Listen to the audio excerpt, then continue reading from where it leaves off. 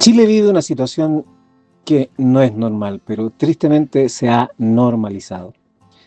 Voy a explicarle esto poniendo algunos nombres y le voy a dar espacio para que en la medida que los voy mencionando, usted me diga qué le dicen estos nombres.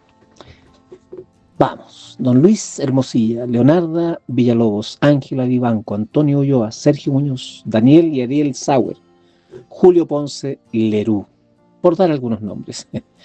Y si a estos nombres de personas le agrego otros nombres, pero no de personas, Factop, Audios, Paco Gate, Milico Gate, SQM, Penta, Democracia Viva, convenios, fundaciones, boletas ideológicamente falsas.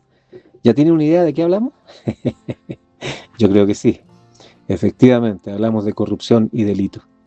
Y quizás si lo más incómodo de estos delitos es que no hay aún penas ejemplares para los delincuentes o, entre comillas, eventuales delincuentes, démosle el beneficio de la duda, que acabo de mencionar. Pareciera muy normal cometer delito, aparecer en TV, ser el tema del día o semanas o meses, pero finalmente no llegamos a ver condenas efectivas y proporcionales al delito.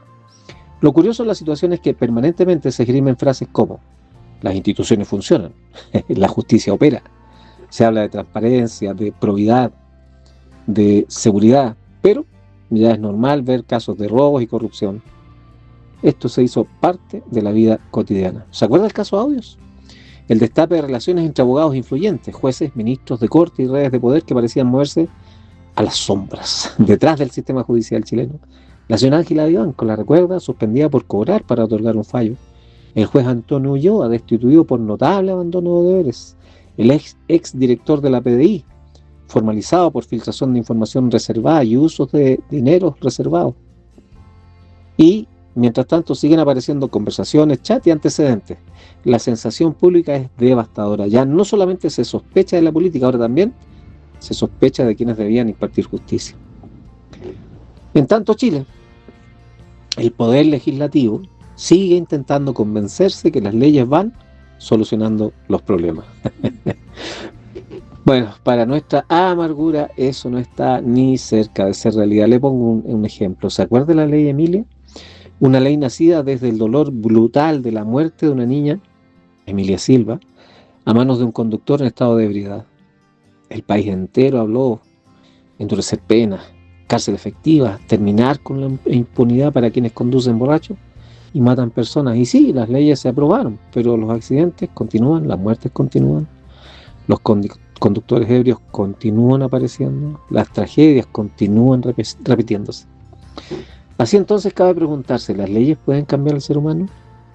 Chile lleva años aprobando leyes, más reformas, más ministerios, más estructuras. El gobierno pasado incluso se jactó repetidamente de haber impulsado más de 70 leyes vinculadas a seguridad. 70. Y aún así, continúan las balaceras, los homicidios, los portonazos, las encerronas, los secuestros, el narcotráfico, etc. Claro, siempre puede decirse que hay que esperar más tiempo, que los efectos tardan, que las reformas necesitan madurar. Y sí, probablemente algo de eso es cierto, pero mientras las leyes maduran, las personas siguen viviendo con miedo. Para poner todavía un condimento más al caldo, ahora están brotando casos de corrupción política. Cuando todavía no se nos olvida los casos de Penta, de SQM, Cabal, Paco Gay, Democracia Viva, Convenio, ahora hay legisladores en proceso. Catalina Pérez, Cristian Araya, Camila Flores, solo por mencionar algunos. Cabe mencionar que esto no es nuevo, porque durante años políticos de distintos sectores terminaron involucrados en investigaciones por financiamiento irregular de campañas políticas. ¿Lo recuerda? A alguien se le ocurrió mencionarlas así, las boletas ideológicamente falsas que se le entregaron a SQM. Lo lamentable es que esta causa, que parecía que iba a traer consecuencias gigantescas, que tenía cara de que iba a remecer completamente el sistema político chileno, comenzó a diluirse lentamente. Y no solo eso, sino que además los involucrados siguen haciendo leyes. ¿Qué podría salir mal? Cambios de fiscales, salidas alternativas, suspensiones, procesos que perdieron fuerza. Y quedó instalada una sospecha que nunca terminó de desaparecer completamente en la opinión pública. La idea de que quizás el sistema político terminó protegiéndose a sí mismo. En aquellos años escogieron un fiscal. Este fiscal fue elegido por los mismos sectores políticos que eventualmente podían verse afectados por las investigaciones. ¿Podemos decir que esto es definitivo? No, no necesariamente. pero quedó la sensación instalada absolutamente de que hubo ahí algo turbio. Y entonces nuestro querido Chile queda atrapado en una contradicción bastante grande. Tenemos más leyes, tenemos más ministerios, más tribunales, más fiscalías, más comisiones, más reformas, más discursos de transparencia y de seguridad, y aún así la delincuencia continúa, la corrupción reaparece, la impunidad parece sobrevivir y la confianza pública sigue deteriorándose. ¿Será que las leyes son malas? ¿Será que los legisladores son malos? ¿Será que todos, sin excepción, vale decir yo, usted y todos los demás, todos somos malos? Bueno, ¿qué le parece si mejor vamos a ver qué dice la Biblia? Ya sabe usted que estamos en una serie que explora los atributos de Dios. Esta situación país nos sirve para conocer dos atributos más y cómo afectan la realidad de Chile, pero básicamente cómo afectan la realidad de la relación entre Dios y el hombre. Voy a leer Isaías 6:3. Y el uno al otro daba voces diciendo: Santo, Santo, Santo, Jehová de los ejércitos, toda la tierra está llena de su gloria. Hasta ahí el pasaje. Si logró captar el mensaje del versículo, ya sabe a qué atributo me refiero. Veremos la santidad. La frase central del versículo es Santo, Santo, Santo. En hebreo, repetir una palabra intensifica su significado. Repetirla 3 veces comunica el grado máximo de énfasis. No dice amor, amor, amor, ni poder, poder, poder, o misericordia, misericordia, misericordia. Aunque Dios es amoroso, poderoso y misericordioso, la adoración celestial enfatiza primero su santidad. Santo viene del hebreo kadosh, que implica separación, pureza, distinción absoluta. Dios es santo porque está completamente separado del pecado y también infinitamente por encima de toda criatura. No es simplemente mejor que nosotros. Él es otra categoría absolutamente distinta. Él no comparte corrupción, no negocia con el mal, no tiene doble estándar, no puede ser contaminado. Dios está separado completa y absolutamente del mal. Dios es perfectamente puro, sin corrupción, sin doble estándar, sin favoritismo, sin zonas grises morales. Jeremías 17:9 dice: engañoso es el corazón más que todas las cosas y perverso. ¿Quién lo conocerá? Hemos leído este pasaje otras veces. Hasta el pasaje. Ahí está el problema, querido amigo, lo que estamos hablando antes de la corrupción y todo esto. El hombre crea leyes, pero el corazón sigue siendo perverso. El hombre crea tribunales, pero el corazón, el interior de uno, sigue siendo perverso. El hombre combate la corrupción, mientras el mismo corazón humano sigue produciendo corrupción. Es demasiado importante conocer y comprender este atributo, la santidad, porque el siguiente atributo que veremos nace precisamente de la santidad de Dios. Dios no define lo bueno y lo malo arbitrariamente. Lo bueno y lo malo fluyen de quien es Él. Salmo 11:7. Porque Jehová es justo y ama la justicia. Hasta ahí el pasaje. Jehová es justo. Ese es el segundo atributo que vamos a ver hoy día. Jehová, Dios, es justo. Y esta justicia viene precisamente de la santidad de Dios. En el contexto de Salmo 11, David está rodeado de amenaza e injusticia. Los malos tensan el arco, preparan sus flechas y atacan desde la oscuridad. Es decir, el Salmo no habla de justicia en un mundo ideal, sino en medio de violencia, corrupción y peligro. No sé si les suena. Cuando dice Jehová es justo, no significa solamente que Dios hace algunas acciones justas, significa que la justicia pertenece a su propio carácter. Dios no aprende justicia, no negocia justicia, no se adapta a la opinión humana. Él es el estándar. Luego dice, ama la justicia. Esto es importante, porque Dios no solo ejecuta justicia fríamente, la justicia le agrada, porque corresponde a su naturaleza santa.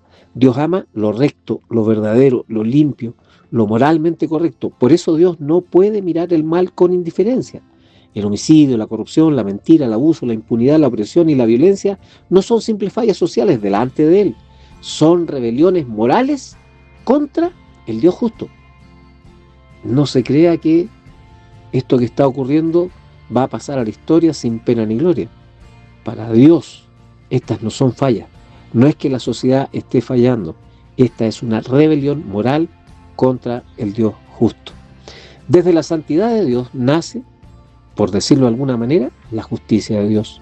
Así entonces uno empieza a entender que ¿por qué la historia se repite permanentemente? Porque cambian los nombres, los partidos, los gobiernos, los jueces, pero el corazón humano sigue siendo el mismo. Es necesario comprender esto. La santidad de Dios y su justicia no divide a la humanidad entre buenos y malos. No dice, estos son corruptos, estos son justos. La Escritura mete a toda la humanidad dentro del mismo problema. Dios es justo, el hombre es pecador. Mire, Romanos 3:10 dice, como está escrito, no hay justo ni aún uno. No hay quien entienda, no hay quien busque a Dios. Todos se desviaron. A una se hicieron inútiles. No hay quien haga lo bueno, no hay ni siquiera uno. Este pasaje lo hemos leído muchas veces, pero ahora voy a continuar leyendo el mismo pasaje. Mire lo que dice. Sepulcro abierto es su garganta, con su lengua engañan.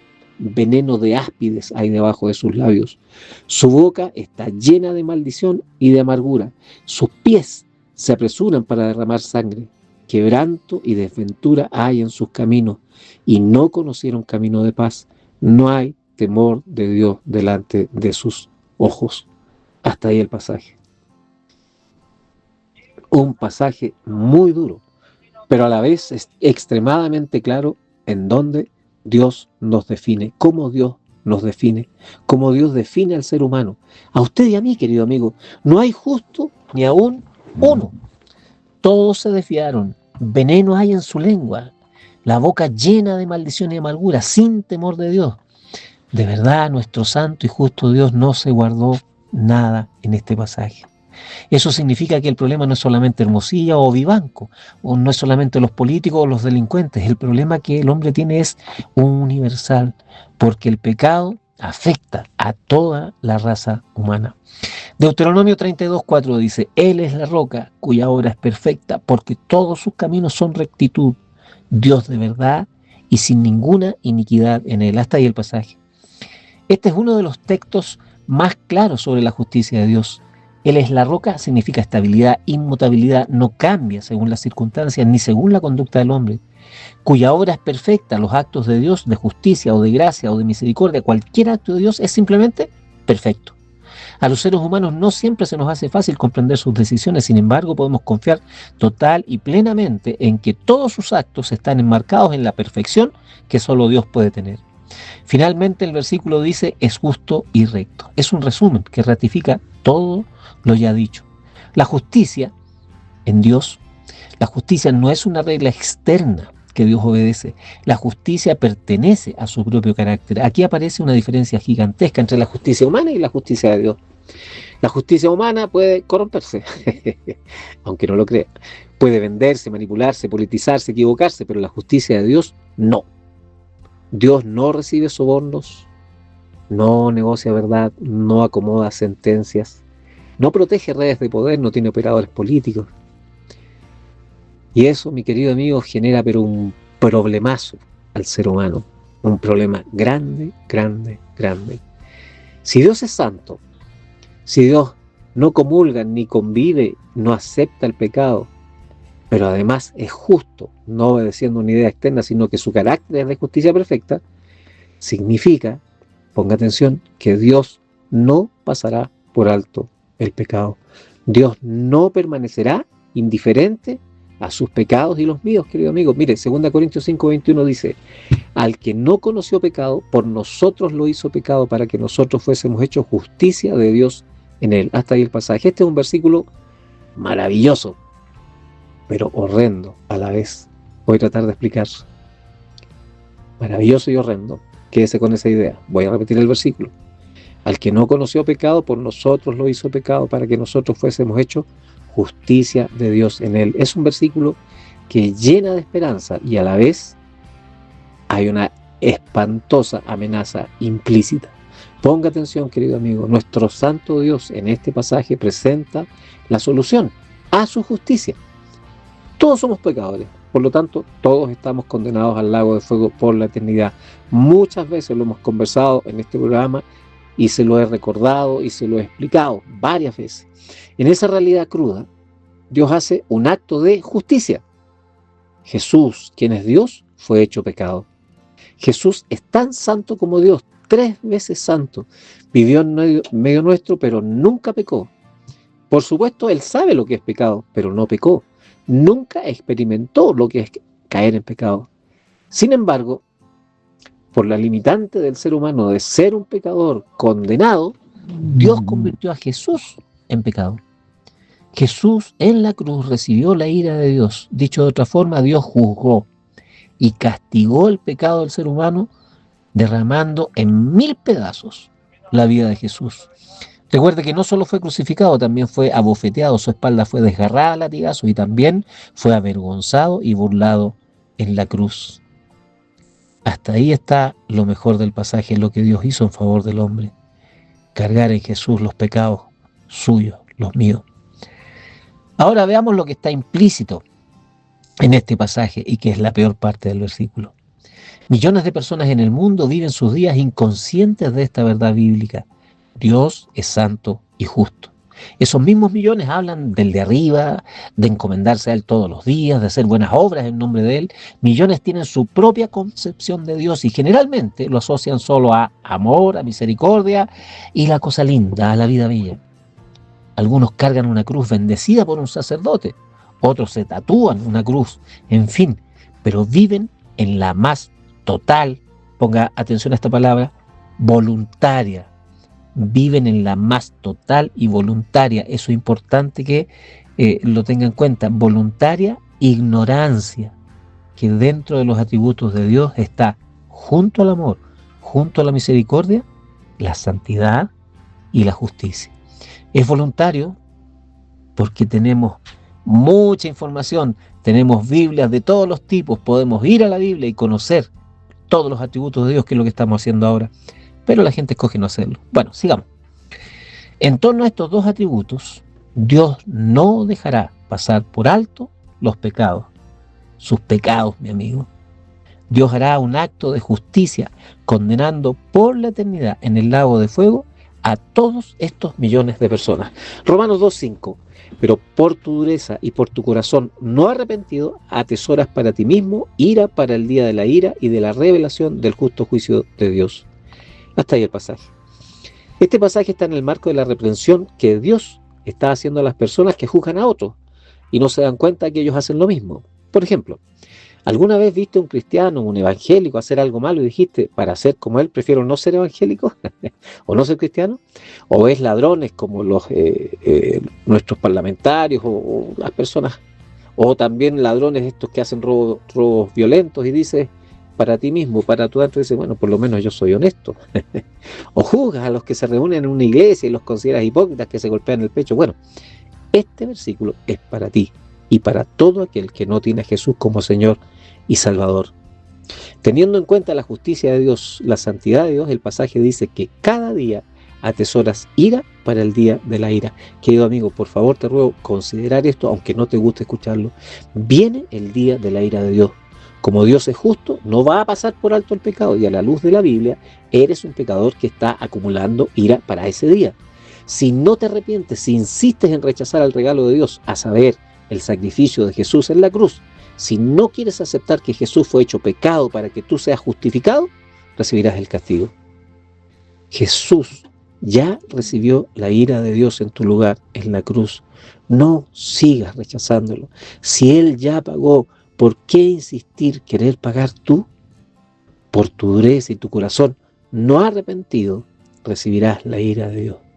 Pero, querido amigo, aún es tiempo de doblegarte ante Dios, humillarte ante Dios, romper tu dureza y arrepentirte de tus pecados para salvación. ¿Qué vas a hacer?